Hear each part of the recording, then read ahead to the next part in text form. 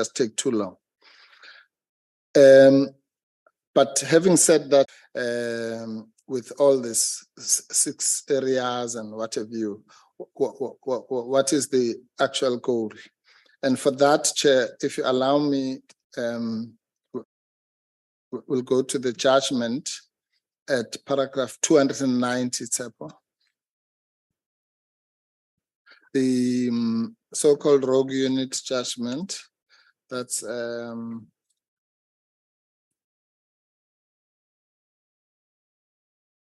case 36099.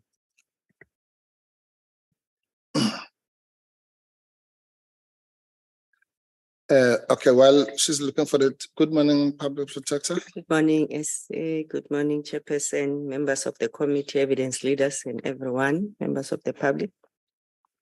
Right. You've heard that short address when I was engaging with the chair, just to confirm that you are obviously familiar with the judgment of, shall we call it, the Bakwa bench.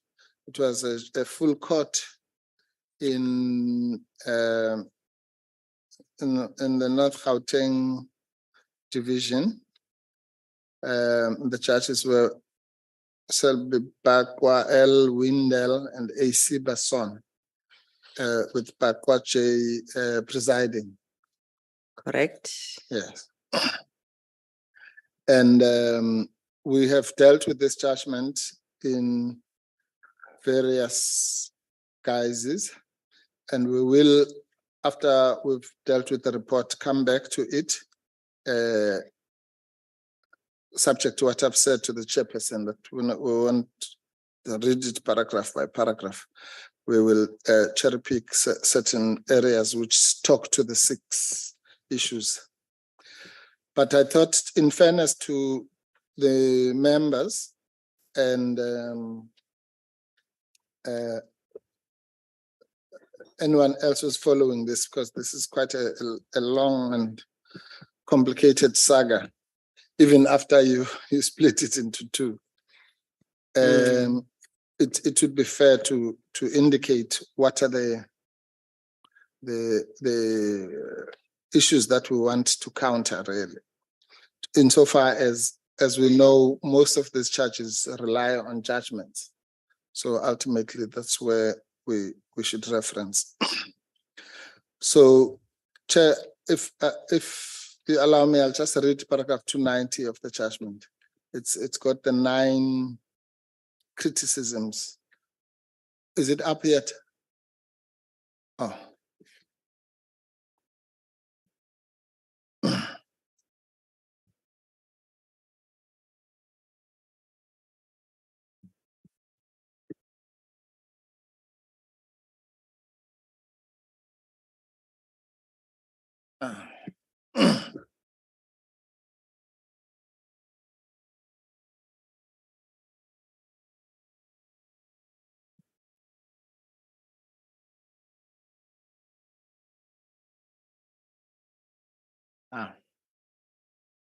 My file is broken.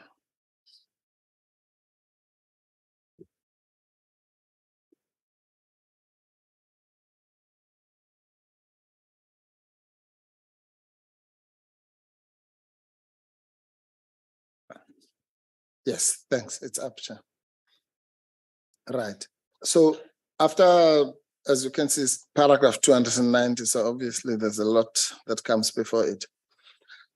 But this is where the judges, chairperson, kind of summarize the gist of their findings. And they say, and I quote, at paragraph 290, we have already alluded throughout the judgment why we say that the public protector has not only failed in the exercise of her duties, but displayed bias towards Minister Gordhan and Mr. Pillay. We conclude that, taking into account the following, a conclusion of bias is warranted. Then they list the following 9 points.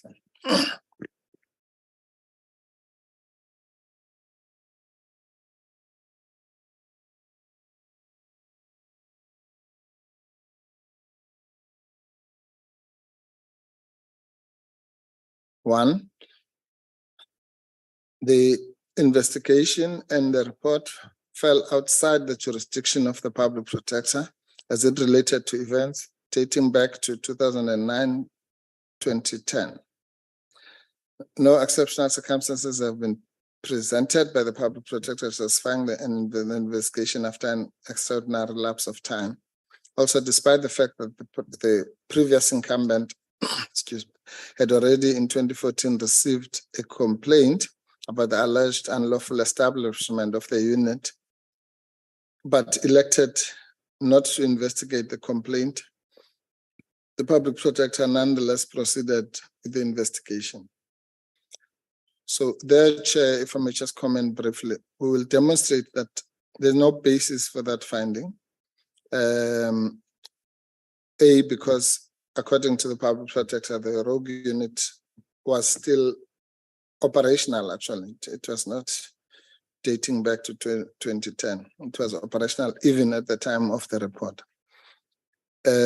Number one. Number two, that it's not true that the 2014 complaint was about the establishment of the unit.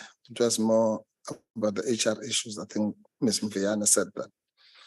Then the second one, Chair, says the manner in which the public protector interacted with Minister Kotan during the investigation and releasing the report. Not only did the public protector elect not to engage with Minister Kotan's attorneys on record, the Section 79 notice was publicly posted on YouTube before giving any notice to him and his attorneys. Similarly, the report was presented to the media without any prior notice to Minister Kotan nor his legal representatives. Again, we'll demonstrate that this is just not true. There's no 79 notice which was publicly posted on YouTube. It just did not happen. So we don't know where the judge has got that.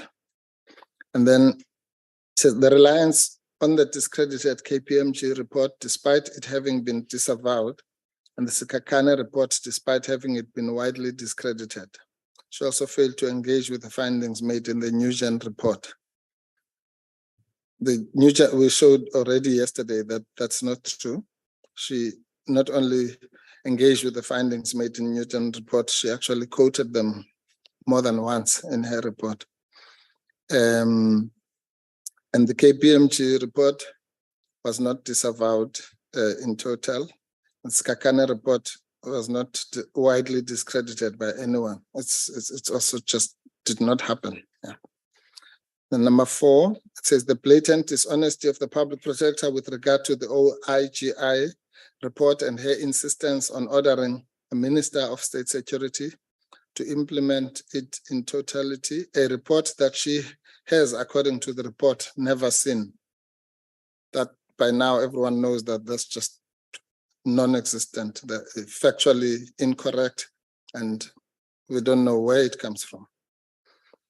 And then 5, the public protector's pandering of the rogue unit narrative and their public reference to the unit as the rogue unit and as a monster, and her stated desire to defeat the monster displays a profound bias towards Minister Kodan and Minister Pillay. Well, that one doesn't even make sense. Firstly, it's what Chief Justice calls magnification. Some passing comment made in a meeting with IGI, and then everyone calls the rogue unit or the so-called rogue unit. And we'll demonstrate that that's exactly what the public protector did. And I don't know how defeating a monster, if it's a monster, the unit, means it's bias against Minister Kodan and Minister Pillay, because their version is that they were not part of any rogue unit. Anyway, then number 6 is the public protector's complete disregard of the Sunday Times apology and the Kroon apology. Kroon apology, we've shown that it was an individual. The reliance of churches on Sunday Times, I don't think that warrants any comment. And then 7, public protector's scurrilous allegations that Minister Kotan deliberately misled Parliament, which I think they wanted to say misled. But yeah, apart from that grammatical error, the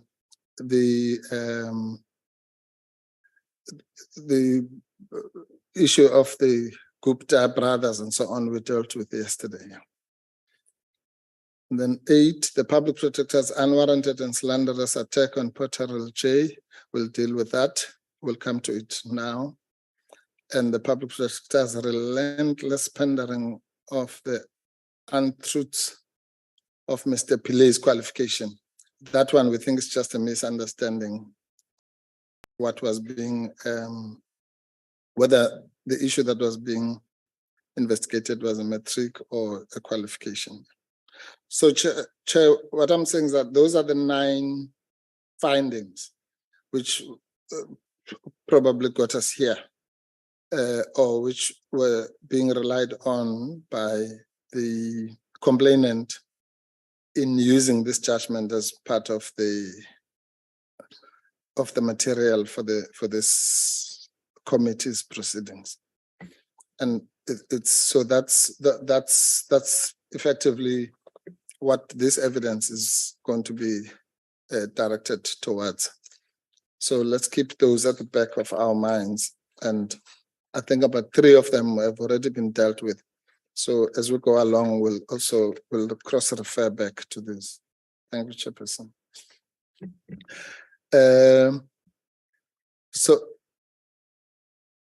Public Protector, I just want you know about that part of the judgment. And I think at various points of your evidence, we will then cross-refer to those to show you that this judgment is really not to be at a factual level. It cannot be relied on by this committee, or rather the factual conclusions thereof. Can you confirm that? Yes, I can confirm that, and we will deal with it, referring to what transpired during the investigation. Right. All right. And then I've already indicated at the end, we will then deal with the section that deals with 181.3, 165.4, the so-called YouTube section 7.9 release, and section 9 of the Public Protector Act. Yes. That's the section I touched on yesterday before, where I said the homework, where we spoke about the provisions of section 181.1 and 181.3. So can we also pack that section for after the 6 issues?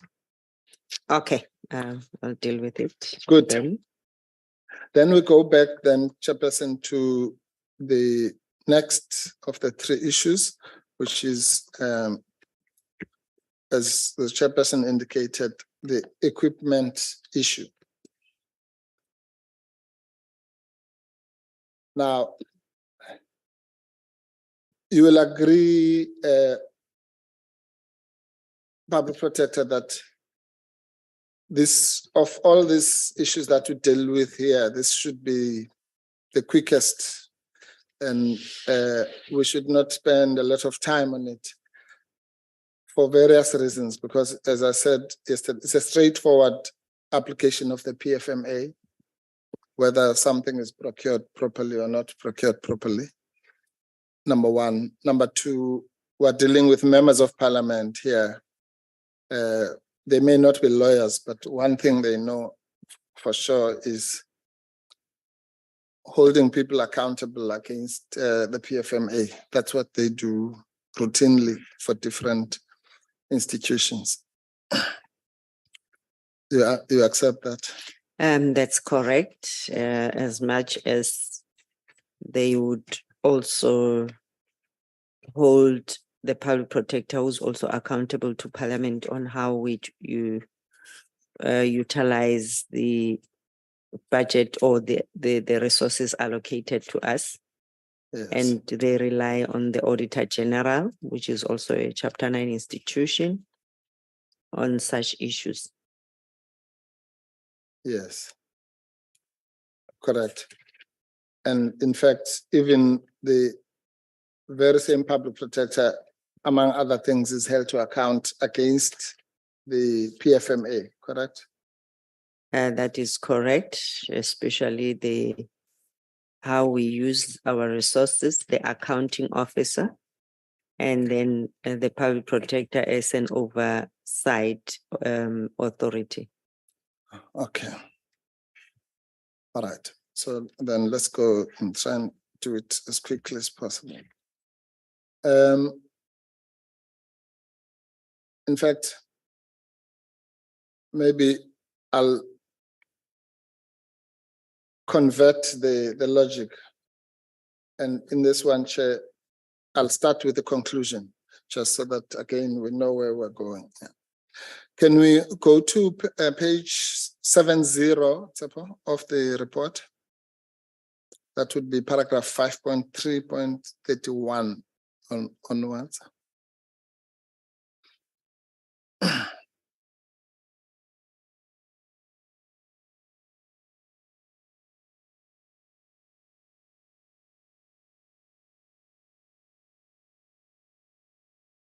Come again? Paragraph? 5.3.31 on page 70, typed page 70.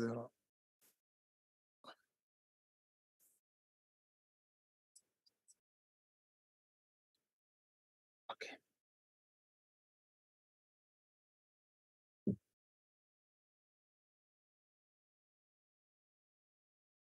Right. It says the SARS, the first conclusion, PP. Maybe, yeah, I think read it out and then you can comment.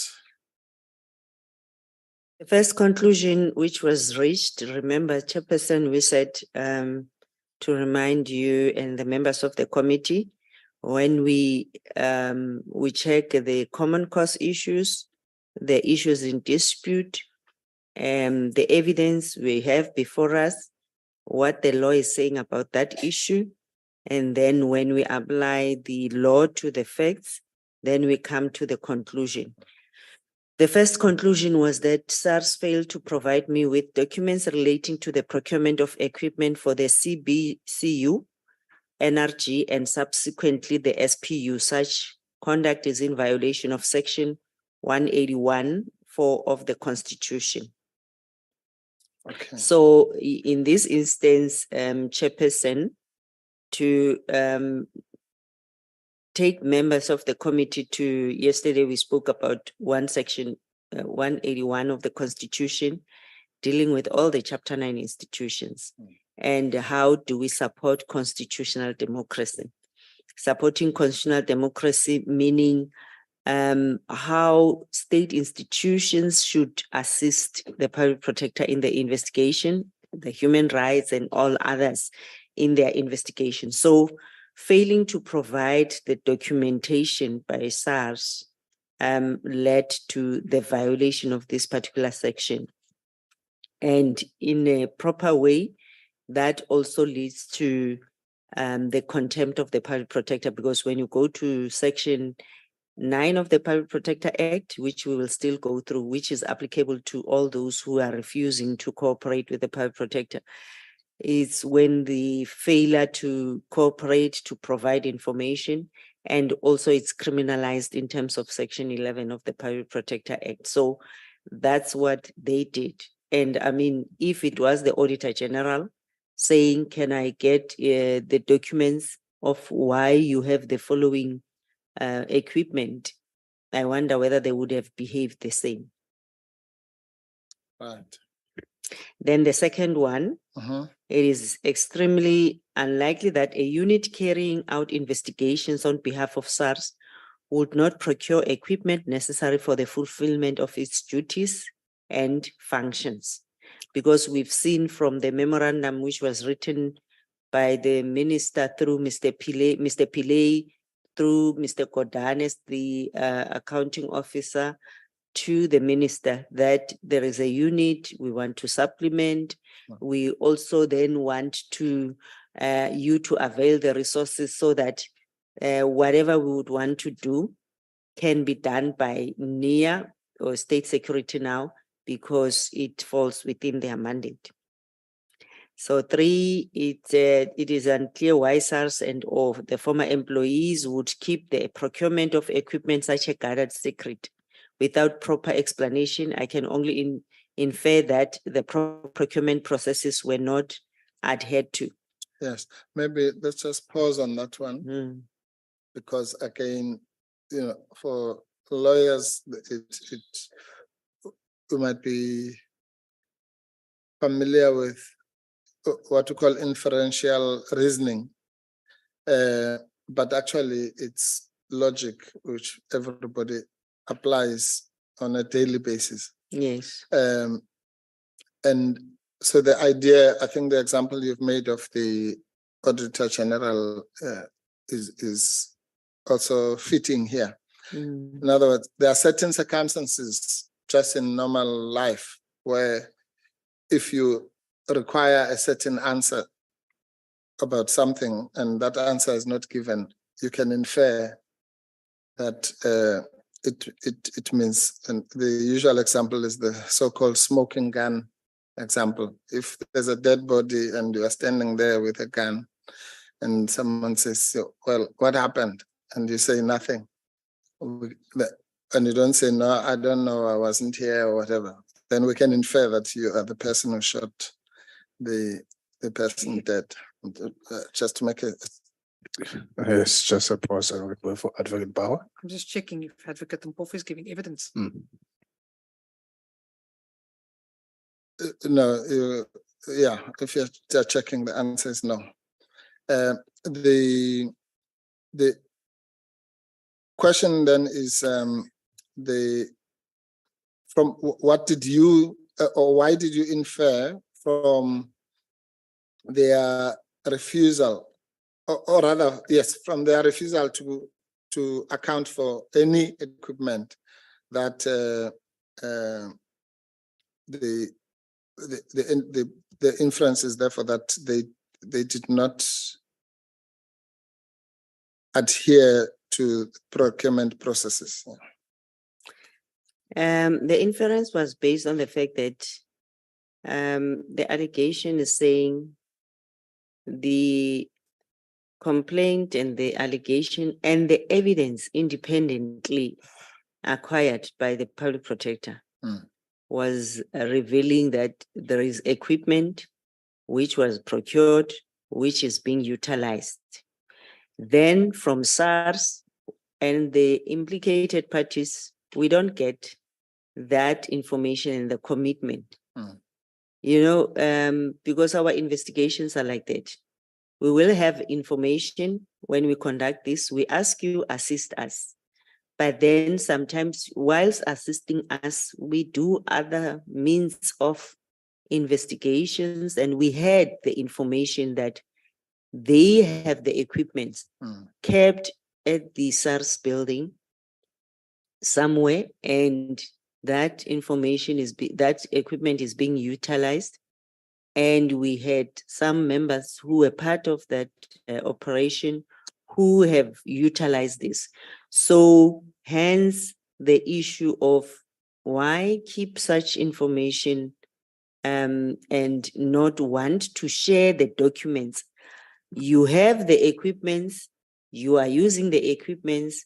How did you procure the equipments? Because surely a state institution which is having assets, I mean, when they are going to be audited, surely they need to account for that. Where did you, if it's a donation, there is a process as well, which you need to follow. So it was purely based on that, hence my inference that this is like a guarded secret.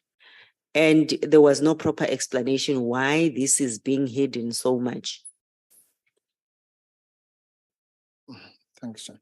Then the next one, I think, is in the same mode. That's 5.3.34. Yes, the existence of the unit is a non-disputable fact, and therefore the buying of the equipment is an obvious consequence of that, because anyway, we had the evidence that the equipments are there.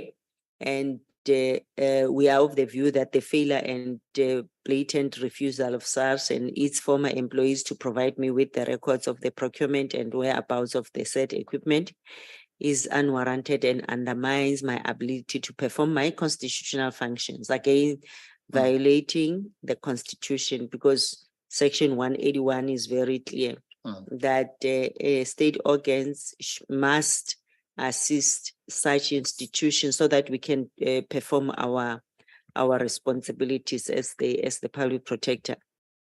Yes. And okay, good. And that would go to section 181.3, the one about assisting you, and 181.4, which it says that state organs must not interfere with your functioning. Yes, correct. Because if you refuse to cooperate, if you refuse to provide information and evidence, it's like then interfering with our operations. And why are you hiding the information so that we can also exonerate you as an implicated party? Because when we conduct an investigation, we are not conducting an investigation to find anything which is wrong against you, but we conduct investigation so that we can also exonerate you, because you need to assist us to assist you, basically. Right. And just as an aside, Chair, we'll deal with it under the so-called general section that I defined.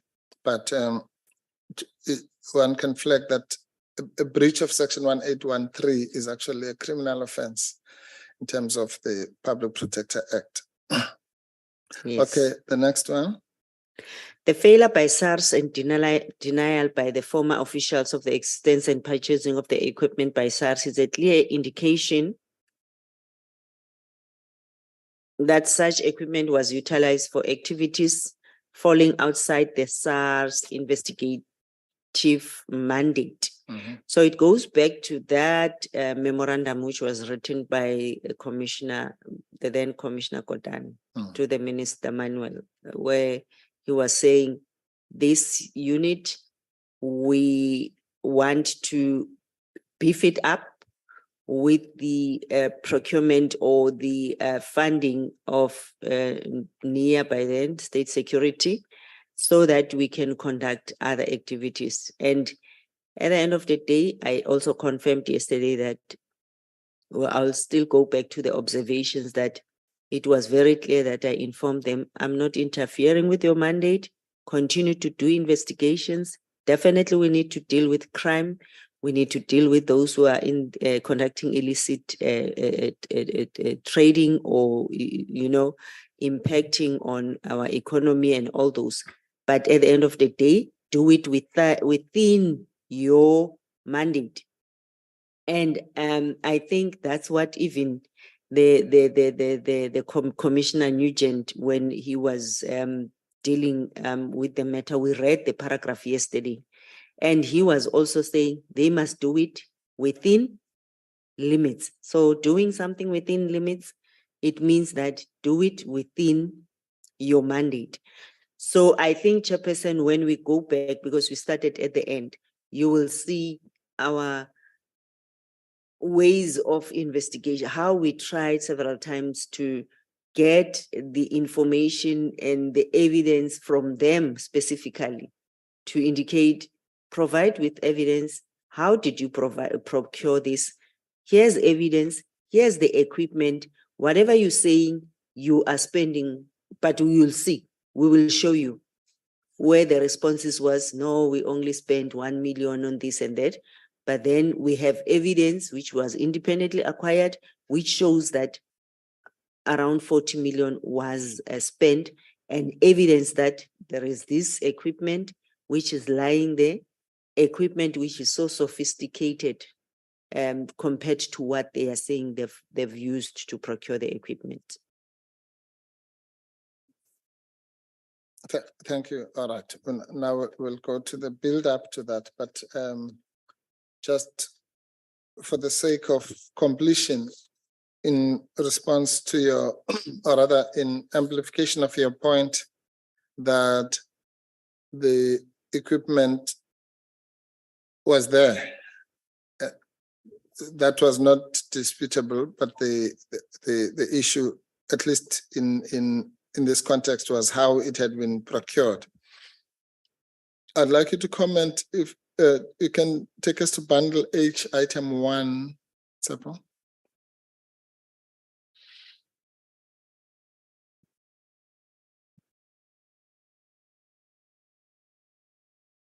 It's a letter, I don't know what page, but it's a letter from SARS.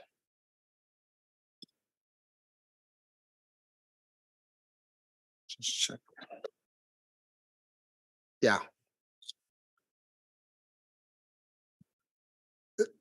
You remember this letter?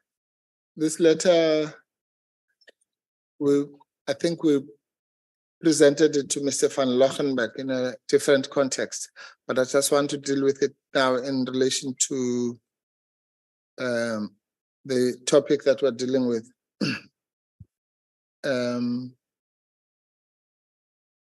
It's addressed to you from the current SARS Commissioner, Mr. Kisweta. Correct. Yeah, and maybe you can read it, it's not long. Yes, this was sent to me by the current commissioner, and the heading was report the investigation into allegations of the violation of the Executive Ethics Code by Mr. Godan. So it relates to this report we are doing. And I trust you are well and that you have started 2021 on a positive and constructive note. I wish to inform you that SARS will be vacating its premises at Riverwalk Office Park on the 31st May 2021.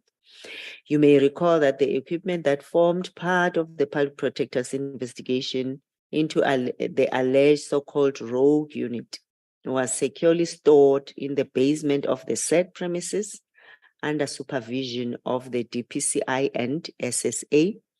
SARS will be relocating the equipment to a new secure location under supervision of the SAPS and the SSA at a date to be determined.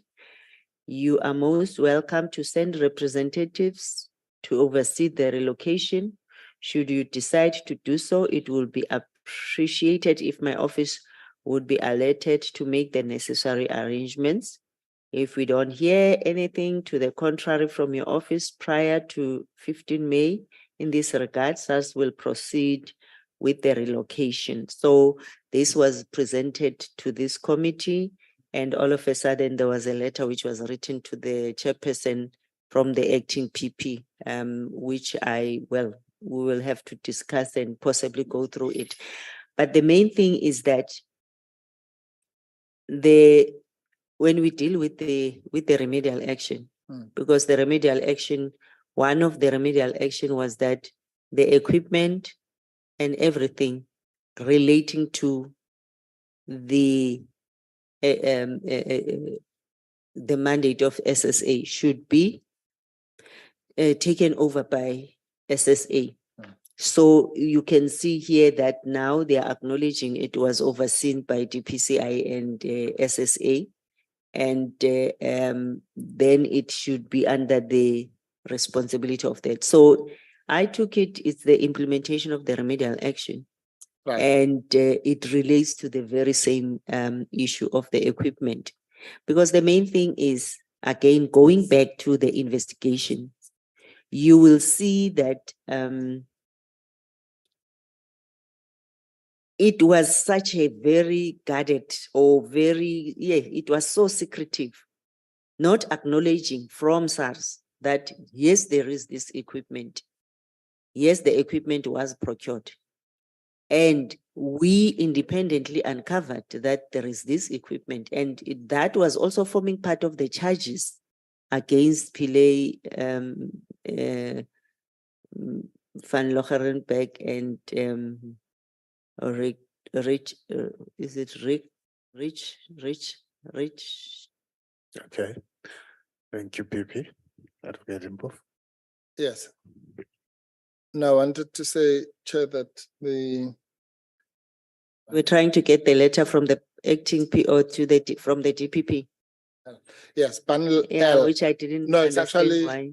It's a letter from Mr. Kisweta, Mm, which was written to the chairperson here. okay.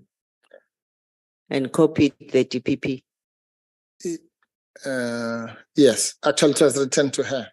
Mm, Oh, sorry, it was not written to Okay. the chairperson. Was this chairperson was Yeah, maybe you can talk to us and explain as to you're looking for that in aid of what point you want to put across no, okay, Chair. Okay, thanks. whilst you're looking for the letter. No, I've got it. Okay. What I was just saying that, well, firstly, let me just respond to the PP that the letter was sent to Advocate Galeka and that it was sent to the chair and the evidence leaders and copied to you and to me. Yeah. Oh. All right. So Okay. yes. Now, Chair, now I'm answering the chair. Chair, the point I wanted to make is really the same point I wanted to make when I presented this letter to Mr. van Lochenberg, namely that whatever the controversies about the lawfulness or unlawfulness and so on, what is indisputable is that there's some equipment which is kept at SARS as a result of this investigation. And from the point of view of the public protector, that's the equipment. We know that, let's assume for the purposes of this chair that the unit was lawful and properly well established and what have you. So the point we are making now is not about the lawfulness or unlawfulness of this it's about the equipment, assuming it's a lawful unit and all that, yes. And the reason why I'm now presenting the second letter, Chair, is to avoid a repetition of this. Because when we presented this, then this letter was sent to you and to me and so on to say we were misrepresenting the position about the lawfulness of the unit and so on. So I just wanted to make it clear that that's not what we're doing. We are actually assuming that for the purposes of the current exercise that the unit was lawfully established. But we're simply saying the public protector's job was simply to say this equipment, where did it come from? As she would do to a municipality or whatever. It doesn't mean that municipality is unlawfully established. It's just saying, where did you get this equipment? Is it where did they get that, or how? So, irregularity of the procurement yes. issue? Is that the point you that's want the to point. drive? That's the point, yeah. Okay. In other words, I want to insulate that point. It must not be muddled up with whether it's lawfully established or not. It's purely a PFMA issue. Thank you, Chair.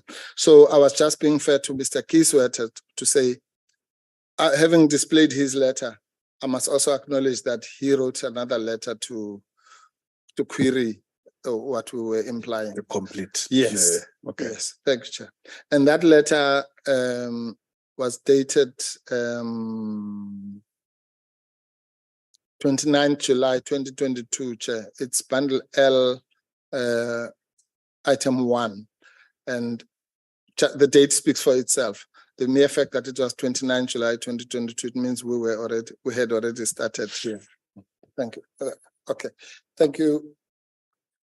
Thank you. I think the point would have been in the response of the questions that arose from the 11th of July 2022. Absolutely. To Mr. Van Lochenberg, yes. Thank you, Chair. Right.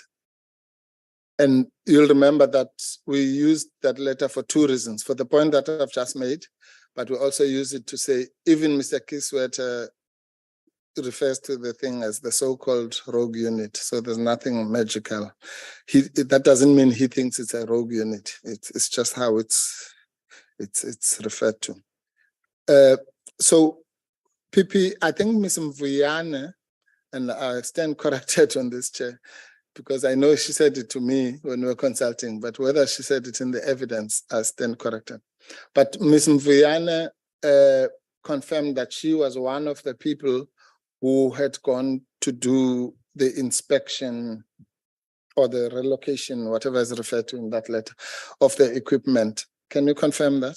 Yes, I can confirm. I mean, she even testified here. That's Okay. what she said. She went there Yes. Mm. All right.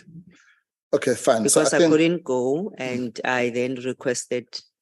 I don't know whether she went with Mr. Mateboge, but I said, let them go and supervise. yes, Yeah. just oversee that particular process, because I genuinely, and I mean, by then I say, I believe that due to our investigation and finally, they are implementing the remedial action, and is the same equipment which we independently got evidence that it was procured. Right. All right, fine. Then, okay, hopefully then that's going to make us move as quickly as I predicted on this year. Now, can you then, I know you said we started at the end for reasons which will become clear now about your conclusions. Now let's start at the beginning. We go to 5.2, which is at page 40, Tshepo.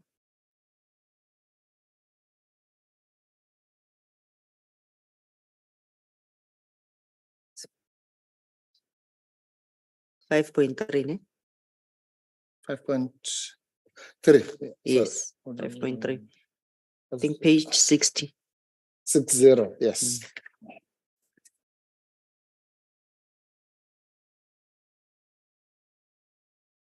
Right. Again, here you said the issues in dispute, and this was. It was a response dated 5 February 2019. SARS referred me to the extract of the SARS Commission of Inquiry report. This is still referring me to the Nugent Commission report. Yeah. So now we are highlighting that members might unlawfully have acquired and used the equipment, all of which came later to be alleged. So then Yes. that's where I'm saying to the chairperson that even he said, I see no reason why SARS was and is not entitled to establish and operate a unit to gather intelligence on the illicit trades, which are also set in my observations. Whatever they are doing, they should then do it within their mandate. So he said, even covertly, within limits. Yeah. So I think that's what I was stressing based on that. Yes. No, and in fact, you'll remember on the 9 points that I read out for the chairperson and the committee's attention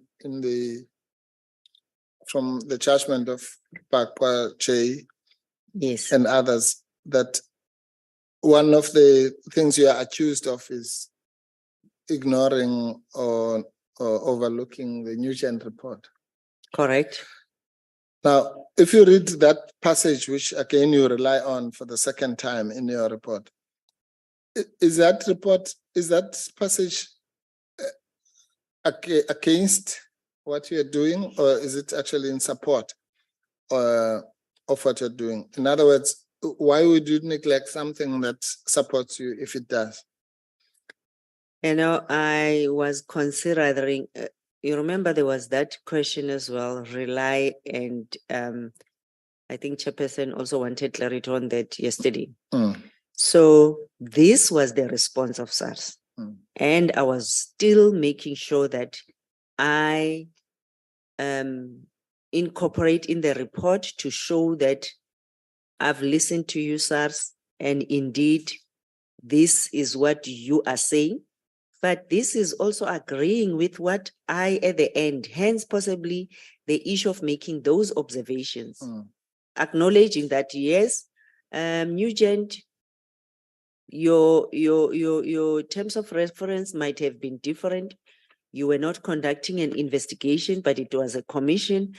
But I do note that you also say, because it complements what I also said, Mm. he said even covertly within limits. So I think he was also acknowledging, unless then he would say otherwise. But I read it to mean that can be done, but it should be within limits. Yes. Because I also agree that we cannot leave criminals who are, affecting the economy of the country, which if it benefits the poor and the marginalized, and to allow that people can do as they please. And we have SARS, which has a responsibility to deal with illicit trade within their mandate, and they do have investigative powers within their legislation. So that was the intention. Yes. Mm. And So it's not true that I ignored. I mean, if they read this report, it seems as if they never read this report. yes. Yeah, well, exactly. The three charges then say, going back to the paragraph 290 of the judgment that I read out earlier, she being you, also failed to engage with the findings made in the Nugent report. Where does that come from? That's why I'm saying it's very concerning, because it then shows that the judges, the report was before them. Remember, also acknowledging that judges will adjudicate the matter based on all the documents before them. And indeed, the issue of the Rule 53, if they also applied their mind to the evidence before them, they would have seen that I clearly stated that this is what the Nugent report, or unless I was supposed to be, I don't know, because the SARS Commission of Inquiry report is the Nugent report. And exactly this is what it says. So I was just wrongly accused by the three judges. And hence I'm saying as well, one of them, Judge Bakwa, was the former public protector, and I think he should have been at least checked what the report is saying. I mean, give himself some time to just go through the report, because even in my affidavit, I mentioned that this is the report. Yes, Nugent was not investigating, but yes, SARS informed us about the Nugent, and it's mentioned in the report. Yes. Yes, thank you. All right. Well, I don't know. I thought you were even suggesting that maybe they didn't know that the report that is in the report, it's called by its proper name, as it were, which is the Commission of Inquiry into Tax Administration and Governance final report. Are you suggesting that maybe they didn't know that's the same thing as the Nugent report? Possibly, I don't know, but they should have asked maybe my legal representation, because they were arguing the matter there. I was not there, and I think that's why I said to the chairperson when I took the stand, that now at least is my opportunity to just clarify all these things. And I hope they are also listening, that this is all what we did, and we never had any ulterior motives. But I mentioned that, acknowledging that Nugent report, maybe we should have mentioned it, Nugent Commission. But I mean, I think they were doing they were appointed by SARS, hence we referred it to the commission, the SARS Commission of Inquiry. Yeah. Anyway, all right.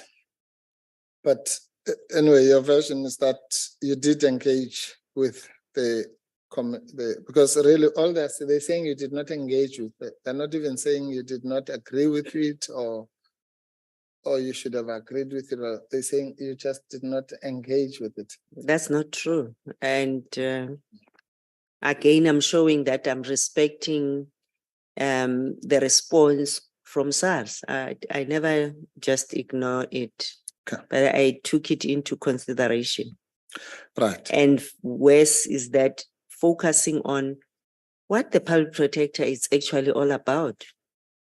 Compliance, respecting the law, making sure that you have this legislation. Are you acting within the bounds of that particular legislation and actually the Constitution? Because yes, you can do those, you can covertly listen to people's telephones, follow people, put cameras in their homes. But because you are investigating and you do it within the bounds of the law, where it's very clear that you cannot just do that without getting the authority from the judge to do that. Yes. Anyway, okay, for the purposes of this committee, all of that I think is let me put it this way: the merits or demerits are not that important. Obviously, they're important as the underlying factual basis. But for the purposes of this commission, of this committee, what's important is whether the finding of bias against you should be relied on, if you get what I mean. And so that's what I want you to comment on, so that we move on from this.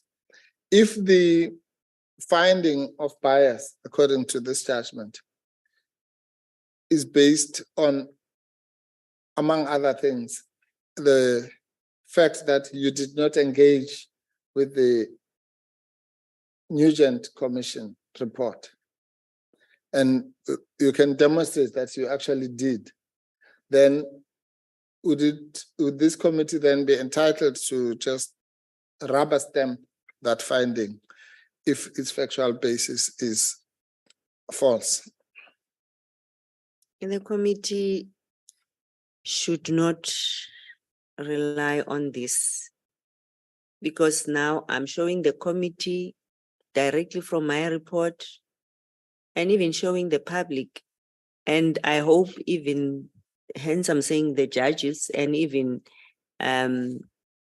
Minister Kodan is listening, and they are seeing what I referred to. And there was no bias on the part of the investigators, because I will just boldly say that the investigator was having all the evidence, the investigator analyzed all the evidence.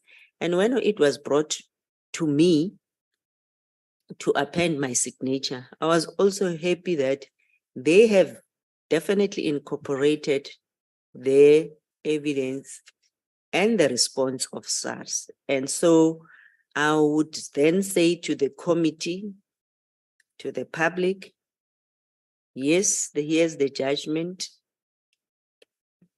It was confirmed by the Constitutional Court. Even those justices, I hope they are also listening. But this is the report, which clearly states that we have acknowledged, we have mentioned, you were saying, it says, they are saying. It's just trying to get that word. the first part, sorry, Chair. Is number. So the first time you mention it, Sepa, if you can go to No, I'm just saying page 41. 41. Paragraph Yes, 5.2.5. Under the recruitment.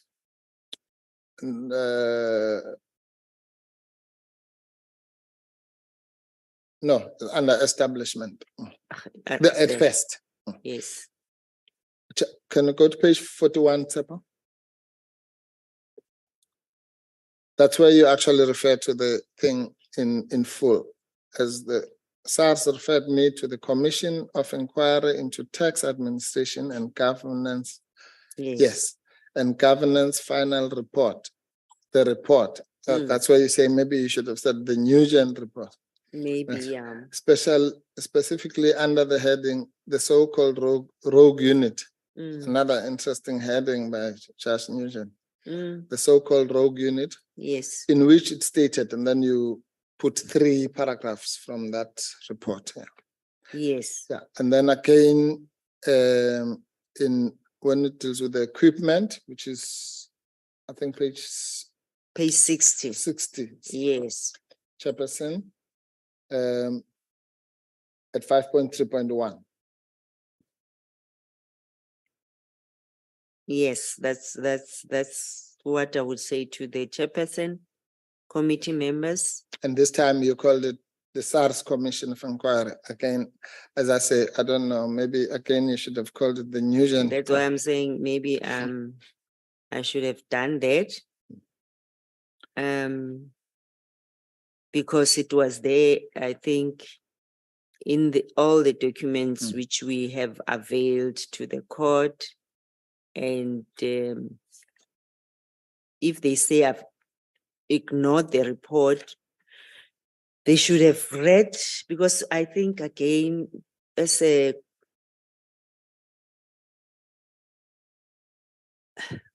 lesson to learn from all of us, or from, in fact, to all the judges out there, those who will then be adjudicating on our reports.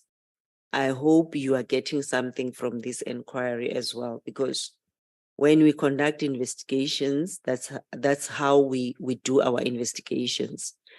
And that's why I am even saying, when the matter is dealt with or a report is issued, they would understand that there are investigators who will go out there, conduct the investigations.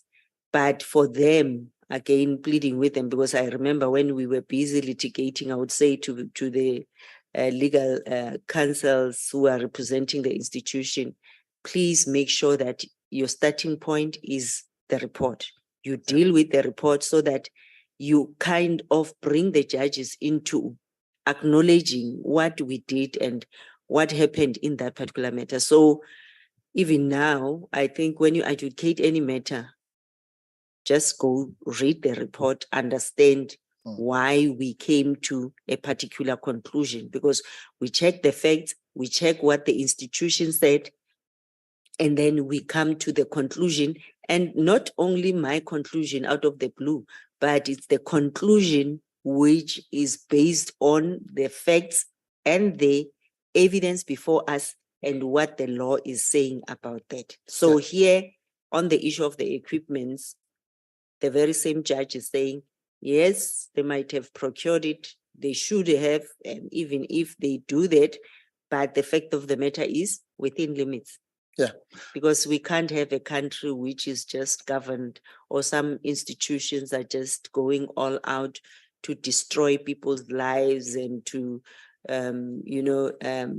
do things without any,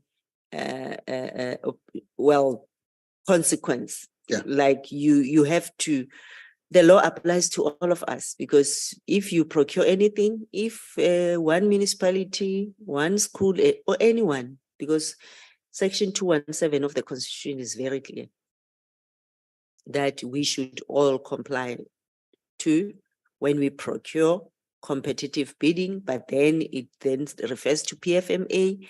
And if you have any issue which you will need to procure, you need to indicate that, okay, possibly deviating, but it must be recorded.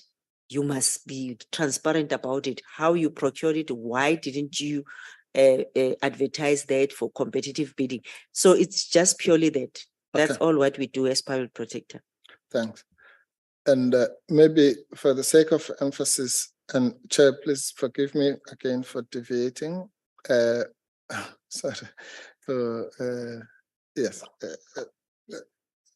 deviating, I think is the right word, off ramping a bit, but it's also to make sure that we don't come back to all these 9 things again unnecessarily. If you go back to paragraph 290, that's the judgment of Pakwache and the others. Just so that we emphasize this point once and for all. We established that they were just factually wrong as to whether you engaged or not with the Nugent report. Then they say at Roman 4, thanks, Tsepo. That was quick, Tsepo, before I could. Thank you. I think Tsepo is beginning to know what I'm going to say before I say it.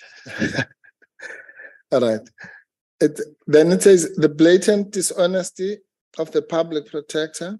This is now another basis for, remember the 2 things that this committee is supposed to find against you in respect to this is that you are biased and dishonest. And the dishonesty is expressed as this. The blatant dishonesty of the public protector with regard to the OIGI report and her insistence on ordering the Minister of State Security to implement in totality a report that she has, according to the report, never seen. Now, where does that come from? Sorry, I can't ask the question better than that. Yeah. Where do you ever say in the report that you never saw the IGI report? I think yesterday she also covered that ground. Yes. Unless you wanted to repeat yes, not that, just for, she did. as I say, Chair, it's for the sake, I'm now doing it almost against those 9 things so that Okay. we tick them away, yeah. Yes, well, I never said that. Again, reading the report, and I think the question I will still ask them if they given an opportunity that they can also come and give testimony and ask them, okay, you read the report, which paragraph did I say that? Because I think I indicated to the chairperson yesterday how I struggled writing to each and every person. They violated the very same constitution because Minister Duba, Minister Dlodlo, I even wrote the letter to the president. There was no response. But then in my report, I was showing that all these people have tried to, ask them to assist. All of them violated section 181. 3 of the Constitution. They never assisted. And the 3 judges, if they can indicate which part of my report, because there's no paragraph. I mean, the committee chairperson and members of the committee, if you can read the report, there's no way where I mentioned that I said I've never seen the report. And I mean, the very same recording, which was played here, I indicated I have the report, there is this report, and we need to get it from the source because, again, showing that I cannot just take information or I cannot take just some report which is delivered by whistleblowers. Yes, we rely on them. And I said, even newspapers, if there's something published, it's a lead for us. There's this report, I must go to the source of the drafter of that particular report. And the drafter then indicated, never denied that there's no report. He acknowledged to Dr. Dintwe that, no, it's there, but then our law says we are not the custodian. Minister of State Security is the custodian. And it shows there are letters which are written, the content of those letters. So I don't know what's the use then of requesting Rule 53 when you are not even reading those documents and come to this conclusion. Right. Okay, thank you, Chair. I'm coming back then to where we were, having disposed of those issues. You then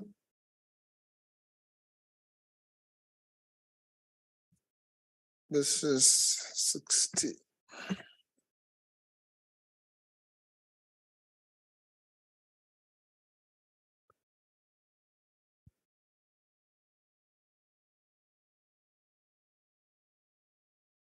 Can you just briefly take us through there was somebody called Clifford Collins, and you've referred to the 40 million estimate of the equipment.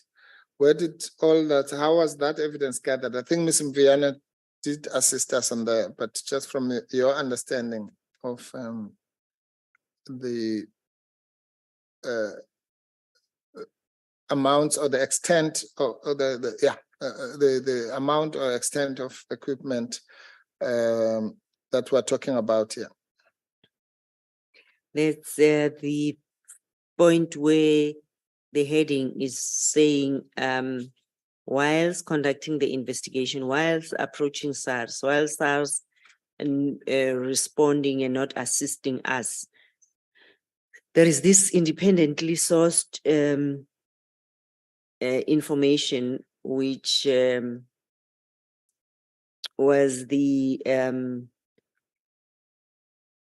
on the 6th of October 2011, paragraph 5.3.3, an anti-corruption and security, Mr. Clifford Collins submitted a request for exemption from procurement processes in terms of Treasury Regulation 16A6.4. So that's the exemption, with subject confidential exemption request to acquire specialized security solutions and services from the sole supplier, Escape Com Solutions.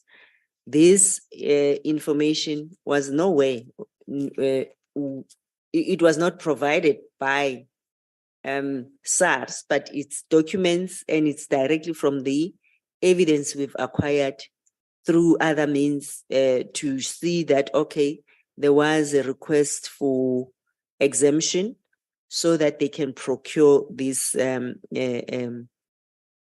equipment, because at first they were not acknowledging the fact that there's this particular equipment which was procured. And there was also a submission, if I can move to the next one, which SARS provided prior, because when we checked other documents which we, they independently acquired, there was an approval to expand the original TSS, in fact, Technical Security Support Services Agreement. And the submission served before EXCO, because those were the documents we had showing how SARS acquired the other technical security equipment, and the discussion of that submission at the EXCO. And the submission indicated that SARS had appointed these companies, AST Africa, iView, Protea Coin Groups, Gansa, Signal Engineering, to provide the equipments. And then the BAC committee, bid adjudication committee minutes also was reflecting the approval to award the provisioning of technical security service contract for the South African Revenue Services on a national basis.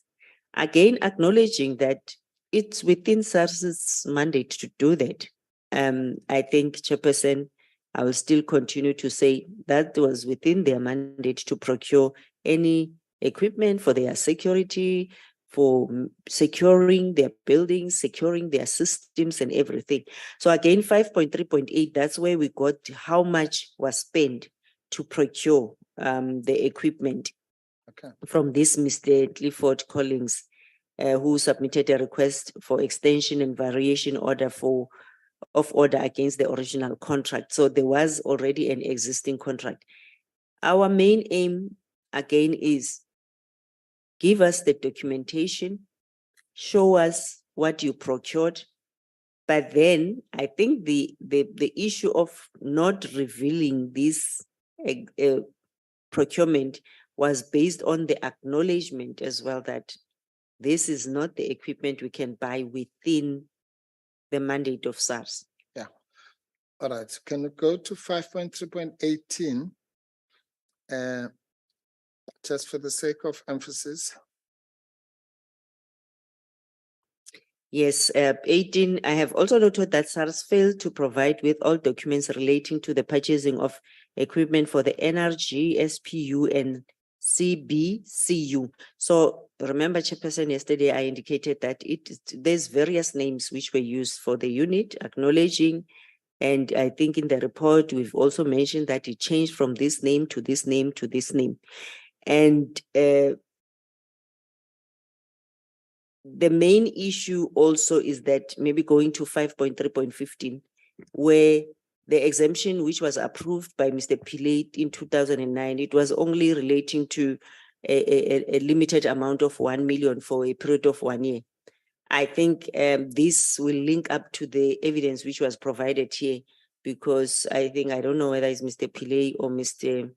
Van Locherenbeek, who just said, no, it was just cameras which you can buy from, it's not a complicated, I think there was that evidence which was given here before this committee. No, simple cameras, and which were not costing, because that's what they say. But then now you've got this 1 million, you've got this 40 million. You have evidence that, but this equipment is a sophisticated equipment which can be used. I think we're still coming to that, so that you can see what kind of equipments we have. Thank you. Advocate Mpofu. Thank you, Chair. Yes. I've taken you there deliberately because I want us to move to the responses of the implicated persons, and really, as it were, it's a shortcut that I want to almost propose. Do we really need to even go, if indeed you established, or if it cannot be disputed, what you say, that this institution and these persons simply refused to give you the paper trail for the equipment purchase and procurement?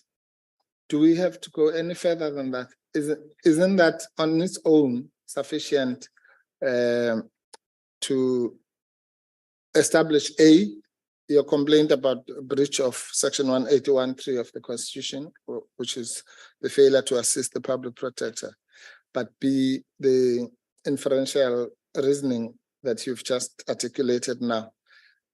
What I'm saying is that if a public protector, auditor general, policeman, or whatever authority says, I want you to show me your driver's license, and you say, no, I'm not going to do it. That's a challenge which one was facing, because there was that resistance to cooperate. And the main intention was to reveal and to dispel any, wrong information which is perpetuated out there. Remember, there was a stage where I also mentioned that, if it means there is this perpetuation that there is this unit which apparently is operating in a rogue manner, if SARS has information, they've procured things properly, they can account for how the equipment was procured, then I don't think there would be any challenges. But then, unfortunately, they never cooperated. Hence, I had to include that information here in the report. So there was also 5.3.19, where we are still saying, from independent evidence obtained, is that the unit had an internal process of procuring goods for investigation purposes. So this unit, which was operating, it means it was not accountable to any person. It was just doing as they please. And we were trying to make sure that that is not happening. And this report's intention was to say, SARS, continue operating within your mandate, within the proper procurement processes. So again, constitutional democracy, supporting the very same democracy and contributing to each institution to operate within limits. Right. Thanks. And therefore, then we can, as I say, short circuit this by just going straight to the responses that you received. And the first one is at page 65, which you got from Mr. Godan. Mr. Kodan, yes, responded. We requested an affidavit, or we subpoenaed an affidavit from him. Then affidavit dated 17 May 2019, Mr. Kodan stated that he had never in any way been involved in the procurement of intelligence equipment by the SARS for any of its investigative, we wanted to say investigative units. Yes.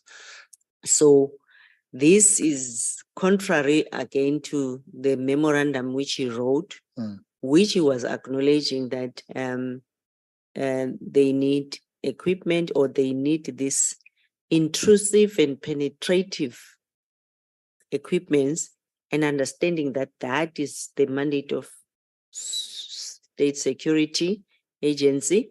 Hence, he wanted them to be beefed up. Yeah. And maybe on that point, yes, Chair, of just a clarity from the people. So what would be your understanding of the involvement? What would be your understanding of the involvement, so that you can, I want to be on the same page as you. Yes. Because you're correct. He would have written that memo to the former Minister of Finance.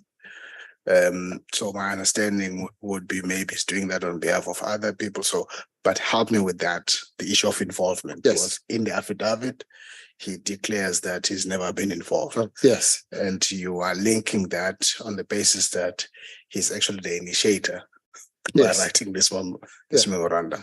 So it is the involvement that we need to have a common understanding on. Yes. Chair, if you allow me to just piggyback on your question, and in answering that question, bearing in mind that, again, we're talking about the PFMA compliance, and he was at that stage not a minister, but the accounting officer. Thank you, Chair. Yes, Chairperson, I think again, as the accounting officer, you might not be writing, because acknowledging that you have the bid evaluation committee, bid adjudication committee, assisted by the CFO, you have the end user who's preparing all those, but who's the final accounting person?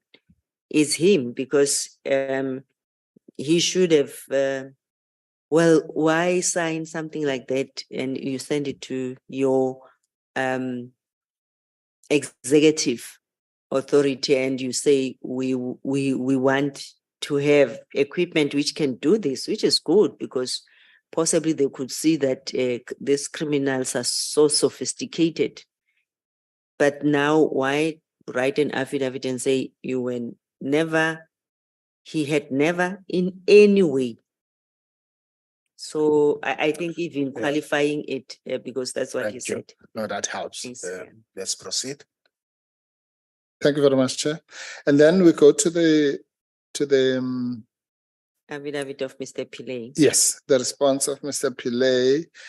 Again, in a nutshell, I think the way we dealt with the Godan one, where you demonstrate that what you thought of that response with the help of the chairperson's question. So you can also just with Mr. Pillay succinctly say, look, it was inadequate or adequate for this broad reasons. Yeah. But remember now, again, we just spoke now with the chair, with the accounting officer. Now we're going almost further down to the operational people, such as Mr. Pillay. I mean, I know he was also a leader, but he was below Mr. Godan. Yeah. Yes, I would say Mr. Pillay, remember, is the preparer of the memo, and in public administration is we can say is the end user. So he's the one who responded and stated that the allegation was vague and therefore he could not answer. He submitted to me a list of equipment, which he stated was a PowerPoint presentation listing certain equipment submitted to the then Minister of State Security, Mr. David Mahlobo. That's what he said. He further stated that the SPU, NRG, and the High Risk Investigation Unit did not procure or utilize the listed equipment throughout its existence. Now he's acknowledging there is this list, but they couldn't provide. How did they procure this equipment? But again, public servants who don't understand that when we write this, or even the members of the executive, when you are held to account, I mean, hence the judges were saying, I never gave them an opportunity. Yeah, in the report, they've responded. Secondly, the Public Protector Act, we're dealing with you as a public servant. We are not dealing with your attorney.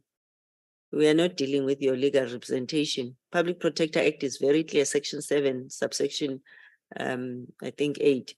It's very clear that yes, might assist you, but not represent you.